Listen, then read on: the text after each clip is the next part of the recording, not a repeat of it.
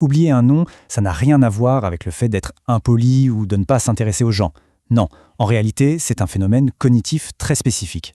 On va voir ensemble ce qui se passe vraiment dans notre cerveau à ce moment-là. On a tous connu ce moment un peu gênant où on est face à quelqu'un, on sait qu'on le connaît, mais son nom, c'est le trou noir complet. Et là, c'est parti pour quelques secondes de pure improvisation où on espère secrètement que quelqu'un d'autre va prononcer ce fichu nom avant nous.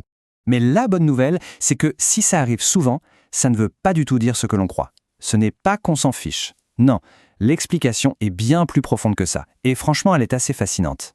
Il faut s'imaginer que quand on rencontre une nouvelle personne, pour notre cerveau, c'est un peu le chaos. Notre mémoire de travail, cette sorte de mémoire vive, est complètement débordée. Parce qu'en quelques secondes, le cerveau doit tout analyser. Le visage, le ton de la voix, le contexte, tout en essayant de préparer ce qu'on va dire juste après. Et paf, au milieu de tout ça, on nous jette une information en plus. Un nom. Juste un son, une donnée un peu abstraite, qui se perd dans un système déjà saturé. Et ça, c'est une excellente question qui nous mène droit à un paradoxe psychologique super intéressant. Pourquoi notre cerveau trouve certaines infos bien plus faciles à retenir que d'autres, même quand le mot est exactement le même? Alors, ce paradoxe, c'est celui du boulanger contre le boulanger. Une étude assez ancienne a montré ça très clairement. On retient beaucoup mieux le métier boulanger que le nom de famille boulanger. C'est fou, non? Et voilà l'explication. Le mot boulanger, le métier, il active tout un tas de connexions dans notre tête. La farine, l'odeur du pain chaud, la chaleur du four, c'est un mot riche, plein d'images.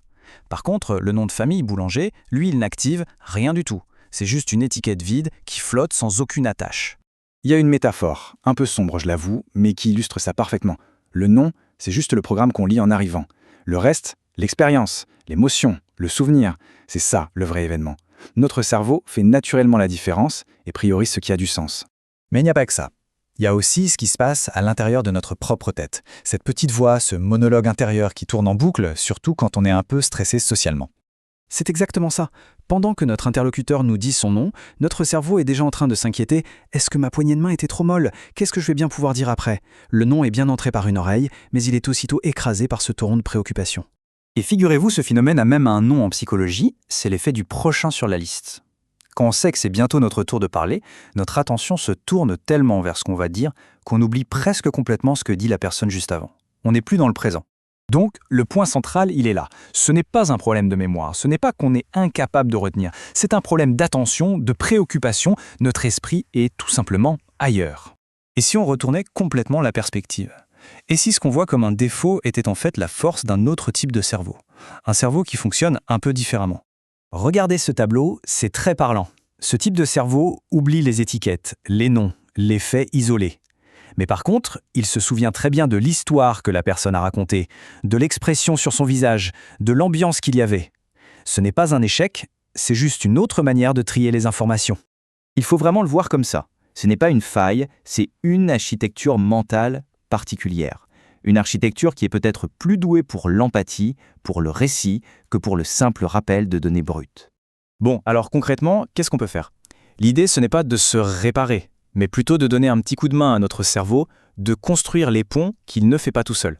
Il y a 2 astuces toutes simples. La première, répéter le nom. Juste après l'avoir entendu, on dit « Enchanté, Marc ». Ça force le cerveau à l'enregistrer. La deuxième, créer une association.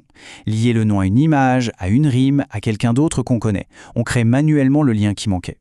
Pour finir, le plus important à retenir de tout ça, c'est peut-être de se débarrasser de la petite honte qu'on peut ressentir quand on oublie un nom.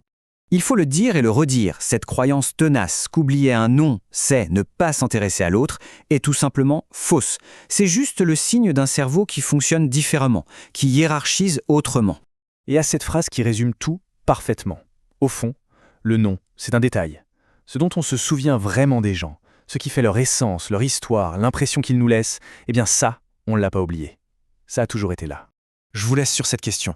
Qu'est-ce qui compte le plus au final? L'étiquette ou bien l'empreinte que la personne laisse en nous? C'est une bonne question à se poser, je crois.